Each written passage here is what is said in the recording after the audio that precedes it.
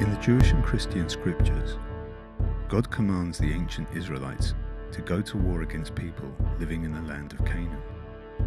The texts of classical rabbinic Judaism treat these verses as sacred scripture, but they think that this type of violence cannot be legitimately carried out in their own day. These rabbinic texts include the Babylonian Talmud and date from the 3rd to 6th centuries CE. They argue that God's people can only wage war in God's name if they receive a direct command from God telling them to do so. The rabbinic texts say that the ancient Israelites mentioned in the Bible did receive direct commands from God, so they were justified in going to war.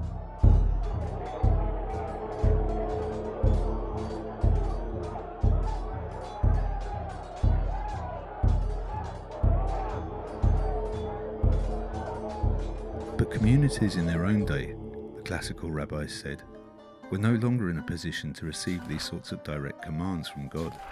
Because the temple in Jerusalem had been destroyed, authoritative prophecy had ceased, and the Urim and Thummim, special objects used by the ancient Israelites to discern God's will, had been lost. Basically, the rabbis thought that to wage war in God's name, you needed the equivalent of a text message directly from God.